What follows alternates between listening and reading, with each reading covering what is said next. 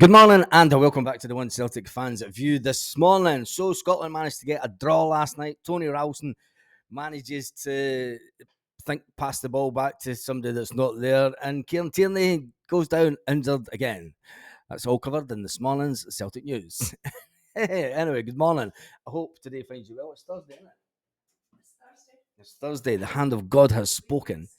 Yeah, weekend starts today for us. Yes, we won't work till Thursday. It's great.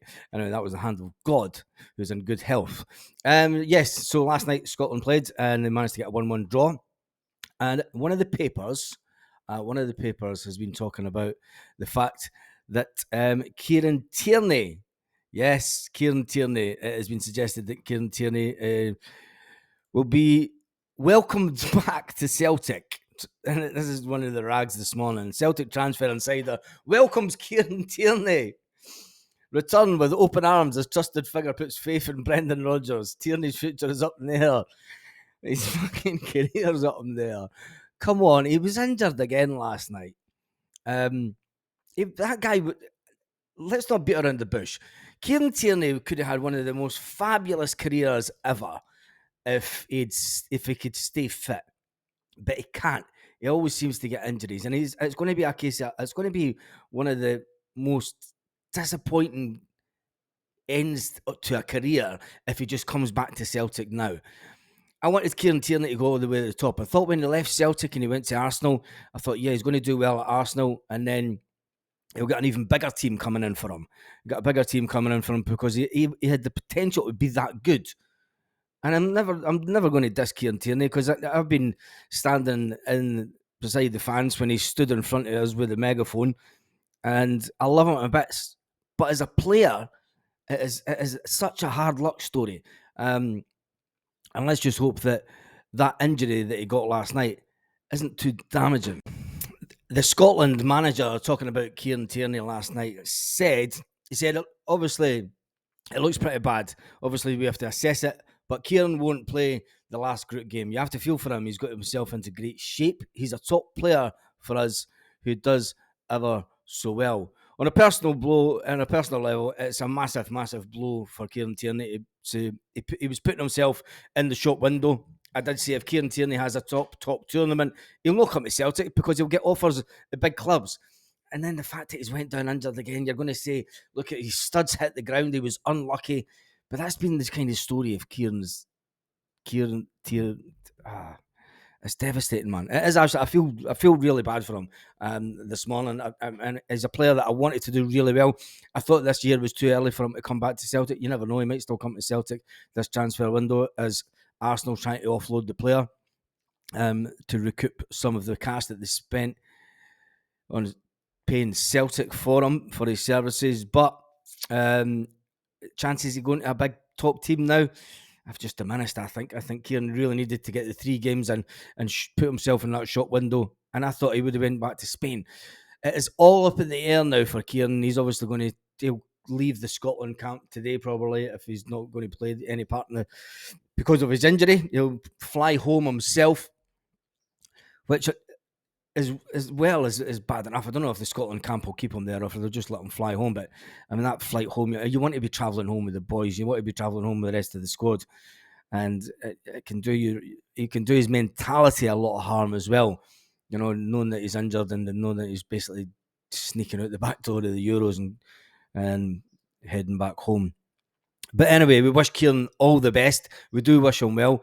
And tell me what your thoughts about Kieran Tierney in the comment section. Do you think that Celtic should still sign the player, still try and get the player, even though he's injured again? This will be the 3rd time in the last 12 months that he's been injured. It's not good reading, is it? It's not good reading at all when you look at the stats like that. Anyway, one player that was given some praise last night was Scott McTominay. And they're saying it was a Scott McTominay goal. When I look at it, it was going to the keeper's hands. The keeper would have saved it, and the defender sticks his foot out. It's an own goal, but they're giving it to Scott McTominay, and we'll take it. Some people say that Scotland were a bit unlucky not to win the game last night. You could say that Switzerland will be saying the exact same. And I did say after the Germany game, we'll get on to Celtic in a minute. We need to finish talking about Scotland. I did say after the Germany game cost us. It's okay going into the next game and saying, right, if we can get a draw against Switzerland and then beat Hungary, we'll get the 4 points required. I still think that we'll do that. They'll get the 4 points, but it's a goal difference. Switzerland are way ahead of us in goal difference. And I think we need to win by at least 3 or 4-0 against Hungary to have any chance of going through. The Scotland-Germany game cost us more than just the goals that were shipped in. The Scotland needed to be, and that was the game that put the nail in the coffin for Scotland progressing in this Euro 2024. Now, talking about, well, one last little bit, because we all know that Graham Souness has been slagging off the one and only Celtic captain.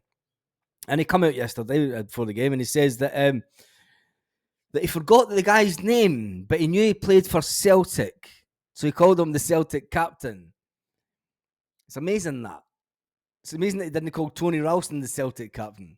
But he's not the Celtic captain. Tony Ralston, who, to the defence of Tony Ralston, when Tony Ralston plays a ball like that for Celtic, he knows that Cameron Carter-Vickers is going to be in that position. The fact that there was no Scotland defender in that position, they were kind of a little bit further forward. That's the only bit of thing that I'm going to say for Tony Ralston's defence. Tony Ralston performs to the levels that Tony Ralston can.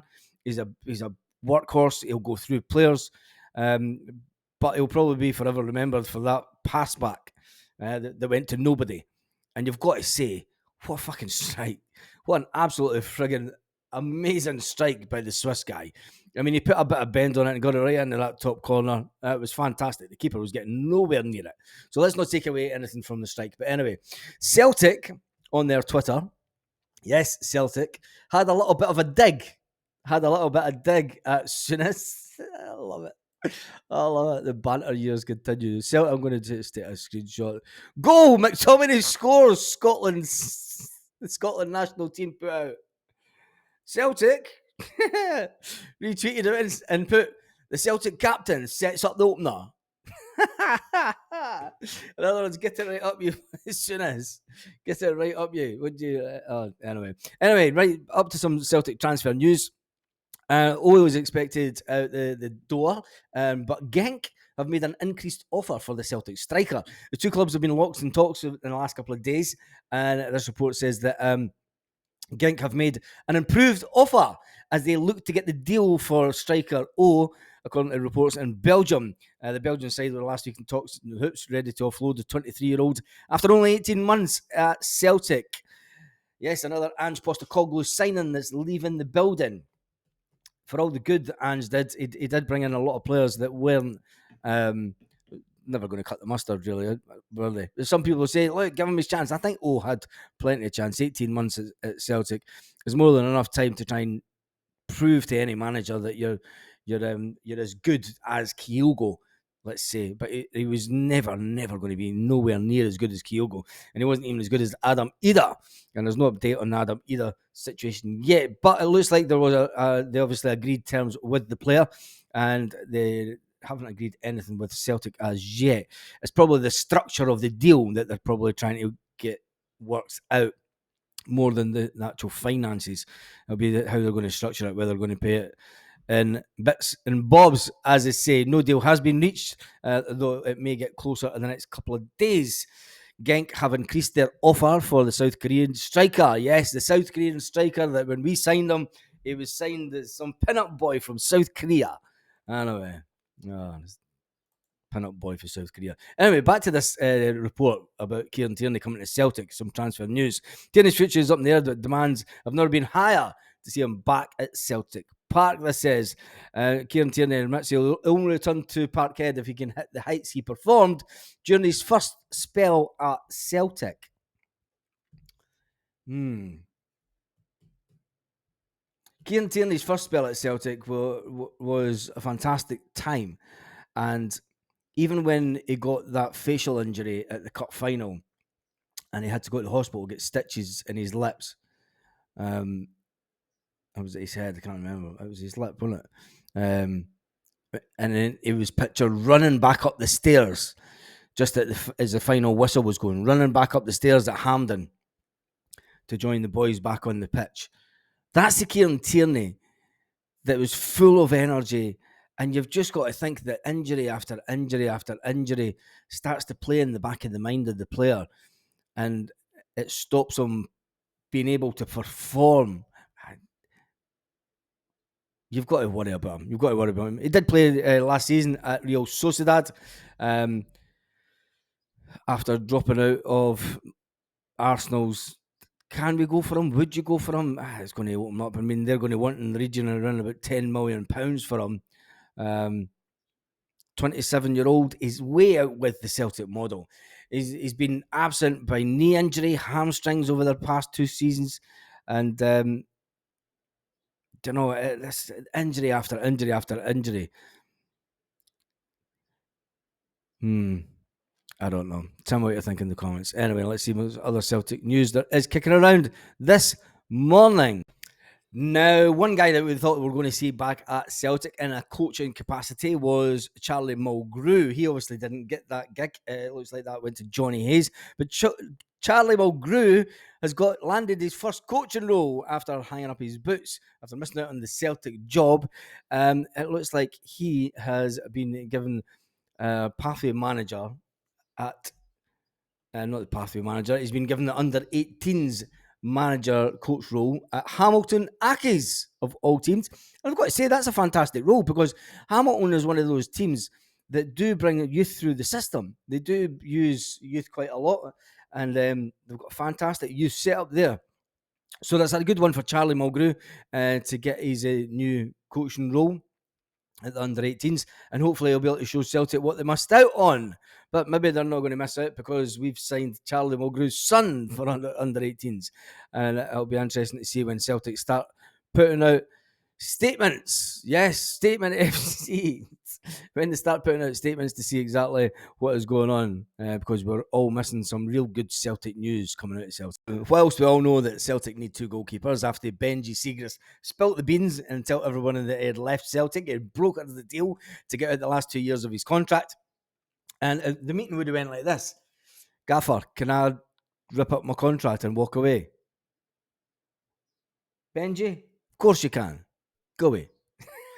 It would have been like that, wouldn't it? Simple as that. But Celtic 2 currently need 2 goalkeepers, and Benji Secist has been talking about the lengths that Celtic go to and how Celtic players are meant to act. Celtic are currently in the look for a central defence, a left back, a midfield, and a striker and 2 goalkeepers. I've never seen that all coming, did we? It's only a matter of time before transfer activities does ramp up and Celtic are in the talking about bringing in players. But 32-year-old Benji Secist revealed... He'll probably write a book about it and talk about it on his missus podcast and stuff like that, because that's the way that he's going. Got to love a podcast. I love one. But anyway, he said that Celtic players are booked into hotels under false names. He said, after defeats, Celtic players are told they should not be seen on the streets for a while if they don't want to expose themselves at the risk of being harassed. He said, also, in Australia... That's just Benji Secist all over. It's the man who decided to get engaged to his missus, have a cameraman there and taking pictures of the helicopter that flew them to the remote beach. Well, it's a load of nonsense, isn't it? It's that set up and manufactured. It's that. How do you? It's like when you're going to get engaged to your missus, it's kind of a big thing, isn't it? And you kind of hide it. But the 2 of them turn up in white, all dressed in white, and it's like, right, we're going out in a helicopter today. And Benji Secist, he's not the one that's paying for that. She's paying for the helicopter. That's her lifestyle. But anyway, I still can't get over that. And Benji Secist spilling the beans about what's said. And he said that it's all cloak and dagger so that Celtic can get deals over the line. Anyway, we do need a couple of goalkeepers. There's still no real concrete evidence on what goalkeeper we are going. There's a lot of speculation. Well, there's a lot of blogs going out. Oh, Celtic missed opportunity for player as he signs for another team. Well, we obviously never put a bid in for him, or they wouldn't be going to another team. Anyway, you never know. All in a day's work, as they say. Anyway, the big Celtic news of the day is is on his way out the door. We all know that. Celtic are still in talks with Genk to get the deal and the structure of the deal over the line. They have made an improved offer. Tony Ralston does what Tony Ralston does. Done a pass back. It was a bad pass back. Andy Robertson defends his Scotland teammate after the error, and praised the Scotland right wing back for his mentality to get through the end of the game. He said some players would have absolutely crumbled after that pass back, but he did do much better in the second half. The captain admitted that the mistake from the 25-year-old could have hurt him mentally, but Tony Ralston's not that guy. Tony Ralston came out and had a better second half. Can Scotland do anything on Sunday? I did say that Scotland will finish third in the group.